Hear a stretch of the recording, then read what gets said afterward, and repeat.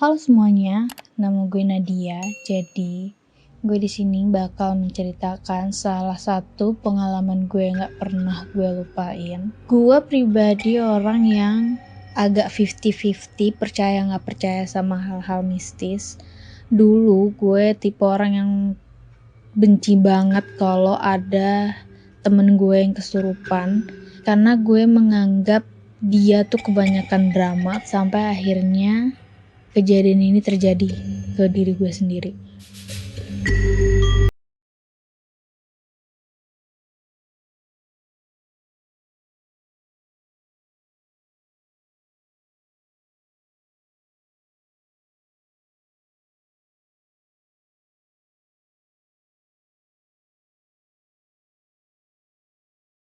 Salah satu sekolah kejuruan di kota Bogor, dan saat itu sekolah gue ngadain LDKS atau latihan dasar kepemimpinan siswa. Sebenarnya sekolah gue jarang banget ngadain acara seperti itu di luar sekolah, tapi nggak tahu kenapa saat itu sekolah ngadainnya lumayan jauh dari sekolah.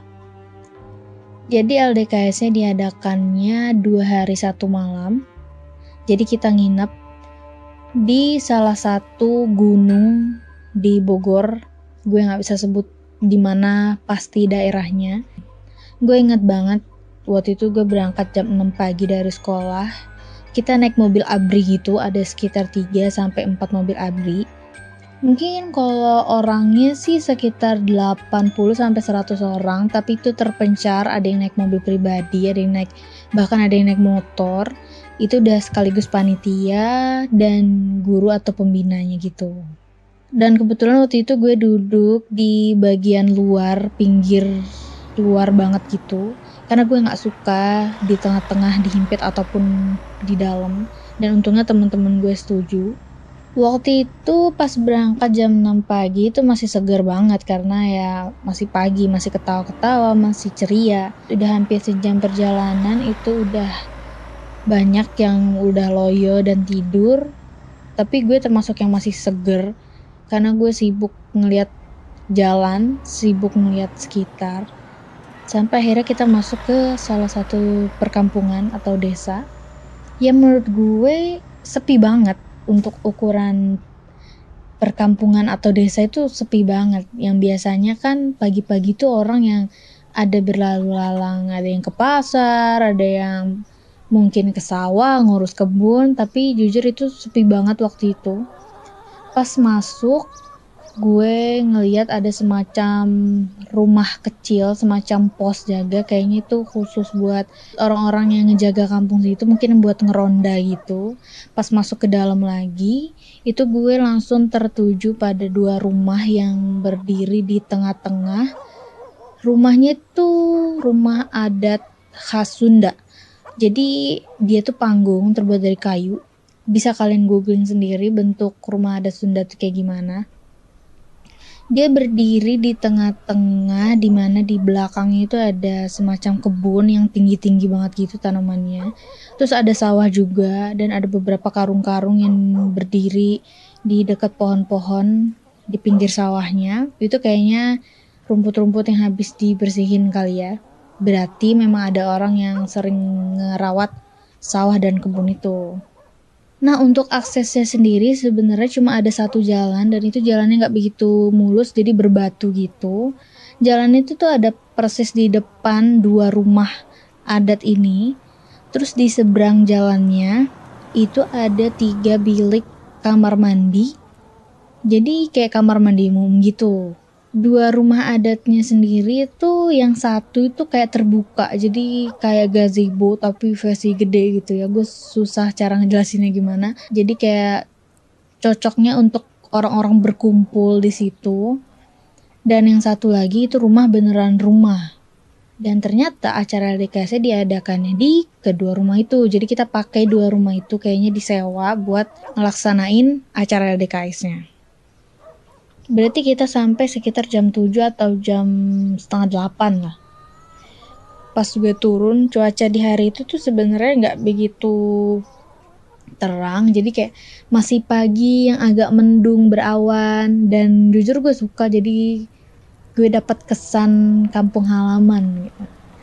Tapi yang terlintas di otak gue itu pas gue ngeliat kayak ada sawah, ada kebun, ada rumah adat, itu gue langsung kepikiran kayak film-film horor Indonesia yang zaman dulu gitu loh. Dan langsung aja keceletuk lah sama gue. Gue ngomong sama temen di sebelah gue kayak, tempatnya keren banget ya kalau dijadiin syuting film horor gitu. Dan temen gue dengan semangatnya ikut nyaut, ikut ngayal bareng gue. Malah dia sampai kayak menjelaskan adegan-adegan horor yang sepertinya bakal seru kalau misalnya ada di tempat itu kejadian gitu. Dan gue cuma ketawa-ketawa aja karena ya jujur gue orangnya kayak ya lah masih pagi pun gak akan ada apa-apa. Dan gue tuh orangnya bukan yang tipe gak boleh ngomongin kayak gitu Pak Mali. Ya gue sih mikirnya ya ngomong-ngomong aja tuh. Kita tuh bukan lagi menjelekan, justru kita mengagumi loh karena gue suka horor gitu kan ibaratnya. Cuma pas kita lagi sibuk ngomongin tentang horor-horor gitu sambil nurunin barang-barang dari mobil, terus ada temen gue yang gue bilang sering kesurupan. Kenapa gue bilang dia sering kesurupan? Karena gue udah temenan 3 tahun sama dia dan itu udah gak bisa dihitung jari dia berapa kali kesurupan. Pas banget kita lagi ngomongin itu dia lewat, dia langsung negor. Hey, jangan ngomong aneh-aneh, Pak Mali. Ya dan gue sama temen gue kayak cuma diem aja, kayak daripada kita bermasalah lah sama dia juga. Kita nunggu dia lewat, ya kita cuma ketawa aja kayak, ya ampun serius amat sih hidupnya. Ya gue mikirnya gitu waktu itu. Akhirnya kita diperintahin sama panitia buat ngumpulin semua barang elektronik kita, jam tangan, handphone, apapun kita nggak boleh megang. Jadi selama acara itu semua itu disita sama panitianya. Tempat yang terbuka yang gue bilang itu tuh dipakai buat panitia dan ternyata pos rumah jaga yang ada di area sebelum masuk kampungnya itu dipakai sama guru-guru atau pembina. Jadi agak lumayan jauh. Kalau misalnya lo pengen ketemu pembina atau guru, lo harus naik motor nyusulin ke rumah jaga yang ada di depan kampung. Sedangkan kita ada di dalam kampungnya gitu. Yang beneran rumah ini itu dipakai sama kita pesertanya saat itu. Pas gue masuk, ternyata rumahnya itu kebagi 2. Ada pintu depan, ada pintu belakang, dan di dalam rumah itu ada pintu geser yang gede banget di bagian tengahnya. Jadi rumah itu emang beneran kebagi 2. Saat itu pintu gesernya ditutup karena emang buat pembatas antara wilayah cewek sama wilayah cowok. Nah berarti gue harus muter ke belakang rumah buat masuk ke dalam rumahnya. Pas gue masuk lewat belakang, jadi kayak 2 kali masuk itu loh. Pertama masuk itu ada selasar tertutup. Itu buat naruh sendal-sendal lo, kayak ada rak-rak gitu. Terus naik tangga, baru nemu pintu yang beneran masuk ke dalam rumahnya.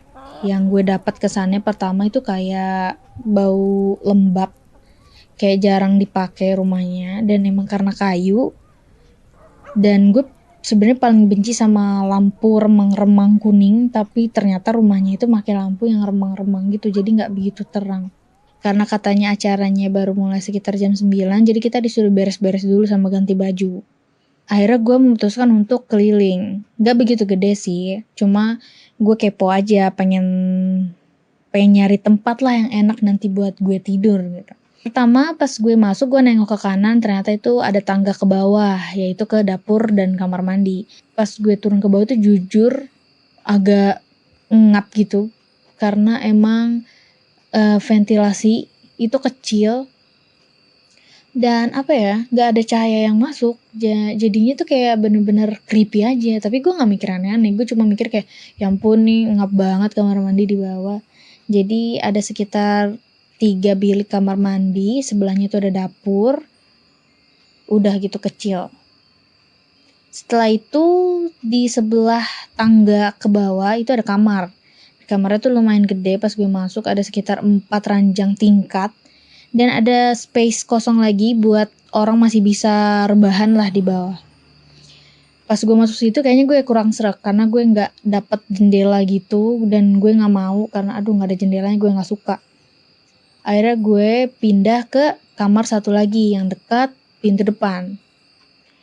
Lumayan gede juga, ada sekitar 3 atau 4 ranjang tingkat. Ranjangnya doang ya, jadi gak ada kasurnya, bener-bener kayak cuma kerangka kayunya doang. Karena keenakan nanti kalau ada kasurnya.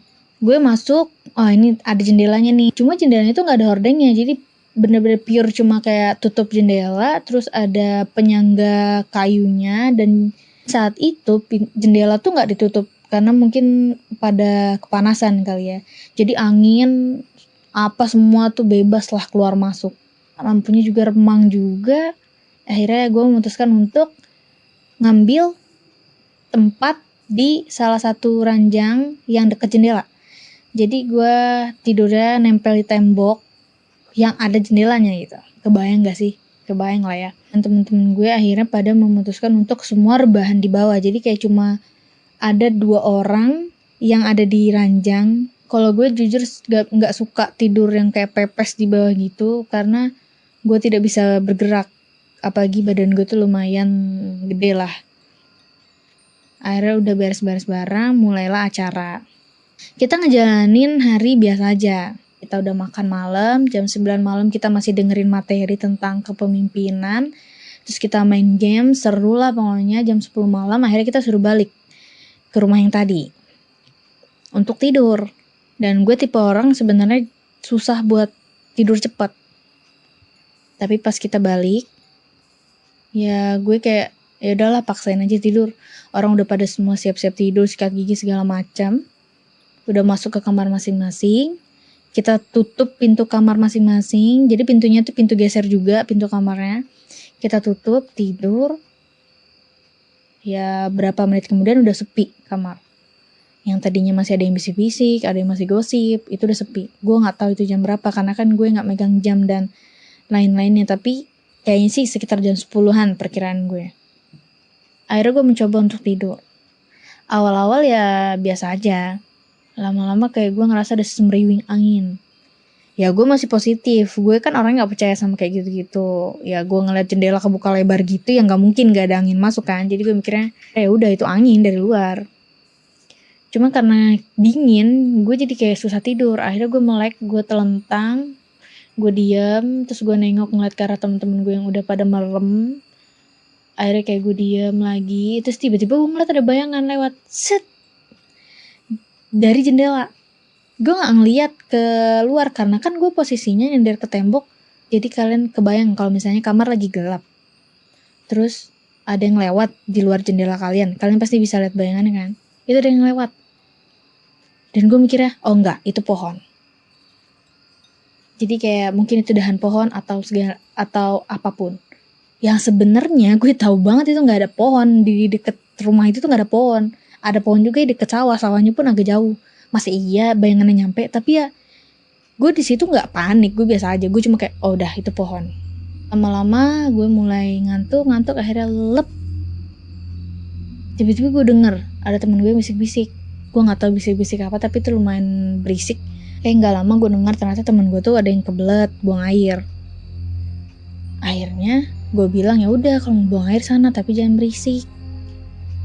Akhirnya pergilah mereka, buka pintu geser, semuanya masih tidur. Berdua nih mereka nih, si A sama si B. Yang kebelet pipis nih si A nih, ngajak si B bareng pergi. Gak lama mereka balik, tapi heboh gitu baliknya, gerbuk. Masuk, tutup pintu, ya gue kaget. Cuma gue doang yang bangun nih, yang lain masih belum bangun. Kayaknya saking capeknya kali ya. Gue bangun tapi gue gak nengok, gue cuma kayak diem. Gue masih merem tapi gue nguping. Nah gue denger si A ini kayak nangis, kayak tadi gue denger gitu katanya. Gue gak tahu yang dimaksud apa, tapi karena dia nangisnya lumayan agak kenceng, akhirnya semua jadi pada bangun. Nah, saat itu gak ada panitia yang datang, soalnya panitia semua ada di rumah yang satu lagi, yang lumayan jauh lah jaraknya. Yang lain pada bangun, terus pada heboh kayak, kenapa nangis gitu. Dan gue kayak cuma, apaan lagi sih, drama lagi gitu. Ya jujur ya, mungkin setelah gue pikir-pikir sekarang, gila gue jahat banget kalau gue jadi dia juga gak enak lah digituin. Tapi ya gimana ya, gue saat itu tuh gak suka gitu loh sama hal-hal yang kayak gitu. Nanti kalau kalian panik tuh gue jadi ikut lebih panik. Jadi gue gak suka lihat ada orang panik, gue pasti marah gitu. Tapi akhirnya gue tahan tuh di situ. Gue kepo juga ya, gue dengerin dia ngomong apa. Dan katanya gini, Pokoknya dia cerita. Jadi intinya si A nih ke kamar mandi, si B nih nunggu di tangga di atas, jadi dia gak ikut turun. Pas si A lagi buang air, dia dengar ada yang buka pintu di bilik kamar mandi sebelahnya. Ya dia mikirnya si B dong, soalnya dia manggil B, si B nyaut. Oh iya, berarti si B ikut buang air nih di sebelah. Ya udah, ada temennya. Gak lama si A selesai, dia keluar, masih denger nih ada suara air di sebelah. Oh berarti si B masih di dalam. Ditungguin tuh. Tapi kok lama gak keluar-keluar. Diketok, B gak nyaut. Tiba-tiba pintunya kebuka. Nyik. Kosong. Bahkan baknya juga kosong, gak ada airnya. Pas bersamaan dengan dia lagi kaget ngeliat kamar mandinya kosong, ada suara nangis.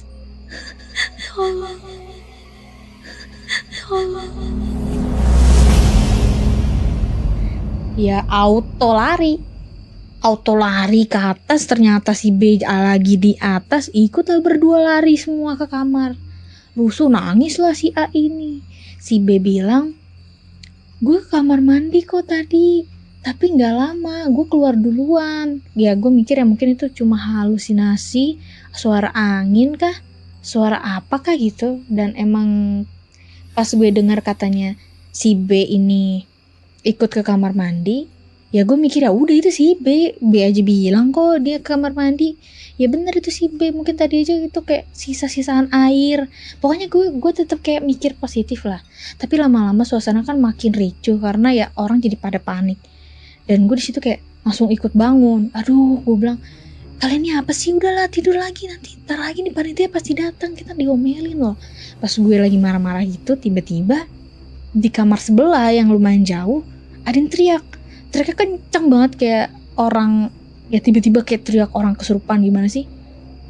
Teriaknya tuh kenceng banget, suara cewek cempreng. Gue nggak bisa meraktekinnya, bener-bener kayak tiba-tiba langsung dan gue kaget kayak, hah apaan tuh? Ya jangan bilang ada yang kesurupan gitu. Dalam hati ya gue ngomong kayak, ya anjir ada yang kesurupan lagi nih. Gue cari tuh temen gue yang sering kesurupan. Ternyata temen gue yang sering kesurupan tuh ada di kamar gue. Lah berarti ini yang kesurupan siapa? Akhirnya karena dia teriak, kita semua keluar kamar. Pas dilihat ada salah satu temen organisasi, gue gak begitu dekat sama dia, tapi yang gue tahu dia anaknya itu tomboy, kayak sering bergaul, ya bukan tipe-tipe orang yang drama lah. Jadi gue disitu agak mikir, dia bisa kesurupan juga gitu loh. Pas si suasana lagi ricuh, dia lagi teriak-teriak, lagi ya kalap lah gitu.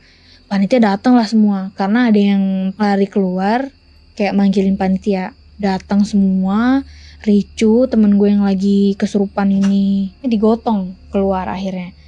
Dan kayaknya dibawa ke tempatnya panitia. Akhirnya pintu geser yang di rumah itu dibuka lebar.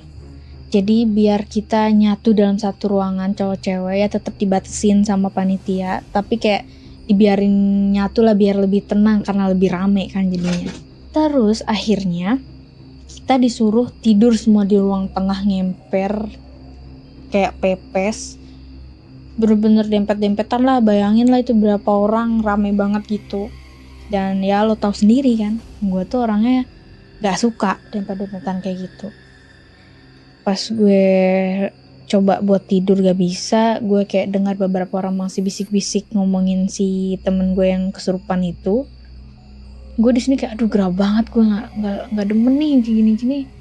Akhirnya gue masuk ke kamar sendiri. Panitia nggak ada yang sadar gue masuk, nggak ada, karena mereka lagi semua di pintu luar, di pintu masuk lagi pada ngobrol. Dan karena emang mereka mikir kita udah pada tidur, jadi nggak sadar lah ngilang satu doang.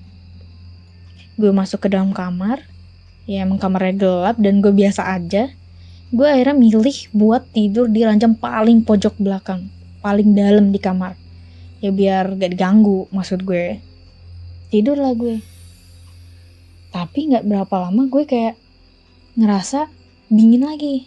Tapi kali ini barengan gue sesak nafas. Pas gue tidur gue sesak nafas, kepala gue berat banget. Akhirnya gue memutuskan untuk duduk. Gue duduk, gue kayak ngatur nafas gue. Saat itu tuh rasanya bukan kayak asma. Gue sesak napas, kepala gue berat, punggung gue kayak diteken, dan rasanya di sekitar badan gue tuh panas kayak kayak lo deket api unggun. Nah rasanya tuh kayak gitu, panas. Tapi di situ gue cuma diem duduk sampai akhirnya tiba-tiba ada teman gue masuk. Sebut aja namanya si Mawar. Mawar ini masuk, terus tiba-tiba dia kayak manggil, "Nat, lo di dalam? Lo ngapain di dalam? Semua kan di luar, lo nggak takut sendirian di dalam?" Dan jujur gue di situ nggak bisa jawab karena gue lagi kayak, ini gue kenapa ya badan gue gitu. Nah berapa lama setelah dia nanya, tiba-tiba dia melotot. Dia bener-bener melotot kayak orang takut, kaget. Dia ngeliat ke arah gue, kayak melotot orang takut. Dia sambil teriak, Kak tolongin kak, ini Nadia kak." Ya gue bingung, jujur gue bingung di situ. Kayak, ini orang kenapa? Ya gue mikirnya, ada apa nih di belakang gue?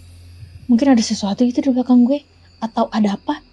Dan gue kayak cuma, jujur gue masih sadar, tapi gue nggak bisa ngapa-ngapain, gue nggak bisa gerak. Terus ada salah satu panitia masuk, cowok. Sebut aja namanya Kiki. Nah, si Kak Kiki ini orang yang lumayan bisa ngerti sama hal-hal begituan. Dia ngeliat gue, terus nyamperin gue, menepuk pundak gue sambil bilang, "Ayo ikut." Terus gue dipapah sama dia. Gak tahu kenapa gue dipapah ya. Gue bisa jalan, tapi mungkin emang rasanya kayak berat, sesak napas ya gitu doang sih namanya. Terus pas gue keluar dari kamar, gue udah ngeliat semua temen-temen gue yang lumayan banyak itu lagi melingkar. Dan gue ditaruh di tengah-tengah lingkaran itu. Yang gue sendiri nggak tahu kenapa gue ditaruh di situ. Gue ditaruh, semua lagi baca ayat kursi, semua orang lagi baca ayat kursi apa segala macem, lagi berdoa lah. Dan yang gue rasain saat itu panas, tapi yang lebih gue rasain itu sesak nafas. Kayak nafas gue jadi kayak pendek banget, bahkan untuk menghirup tarikan nafas itu kayak gue nggak bisa. Jadi gue ngerasa kayak, aduh gue mau pingsan nih, gue nggak bisa nafas. Mereka makin kenceng doanya. Tiba-tiba si Kak Kiki ini dari belakang gue, dia bilang, "Ditahan ya." Gue nggak tahu maksud dia apa, tapi dia kayak megang pala gue, terus kayak ditarik gitu, kayak apa sih, kayak dia mau ngambil sesuatu dari badan gue, terus punggung gue ditepok. Udah ditepoknya cuma kayak gitu doang, nggak kenceng, tapi tiba-tiba gue muntah. Gue langsung muntah saat itu juga, dan gue dengar Kak Kiki tuh ngomong, "Udah gak apa-apa, muntahin aja." Dan sampai sekarang gue mikir, itu muntahan gue siapa yang bersihin ya? Pokoknya gue muntah di situ, dan gue ngeliat semua orang berdoa nggak berhenti karena emang disuruh terus berdoa. Dan di situ gue ngeliat ke arah temen gue yang sering kesurupan, yang gue bilang, sebut aja namanya Melati. Gue nengok ke arah Melati, dia lagi ngeliatin gue, dia nggak berdoa, dia cuma diem. Gue ngeliat ke arah dia, yang di situ gue mikir kayak, kok lo nggak kesurupan sih? Itu yang dalam pikiran gue waktu itu. Dan gue nggak ngomong, gue dalam hati, tapi sambil ngeliat dia. Tiba-tiba dia senyumin gue.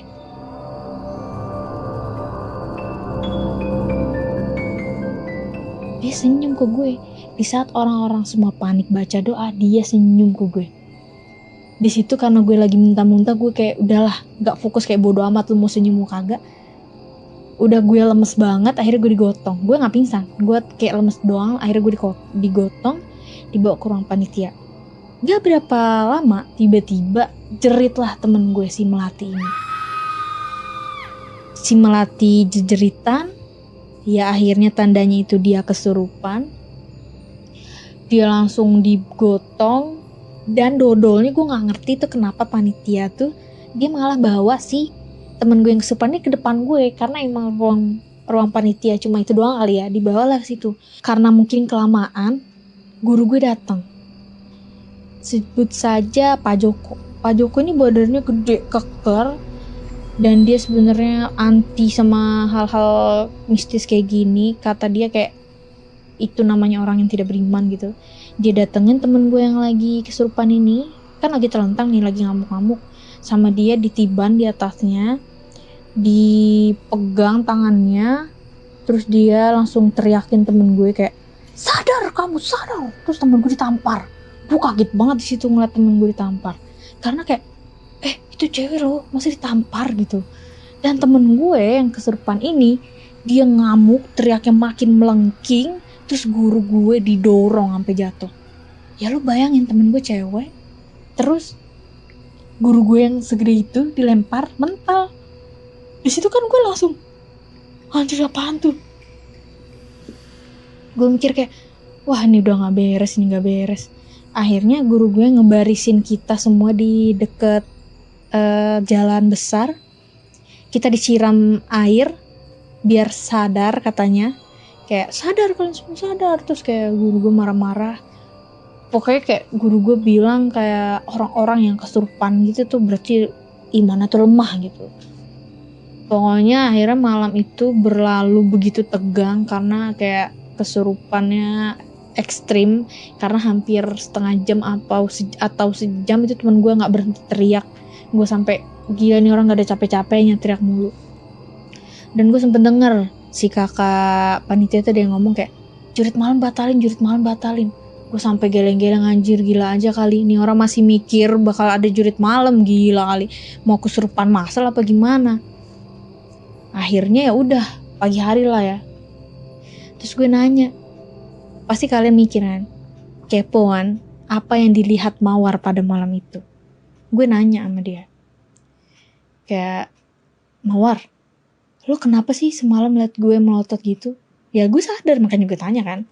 Terus dia bilang, sumpah gue ngeliat lo itu kayak, lo tuh diem, pandangan lo kosong, kayak bukan lo. Gue takut, jadi gue teriak, makanya gue panggil Kak Kiki gitu. Ya bukan gue lah gitu, gue juga nggak tahu gimana.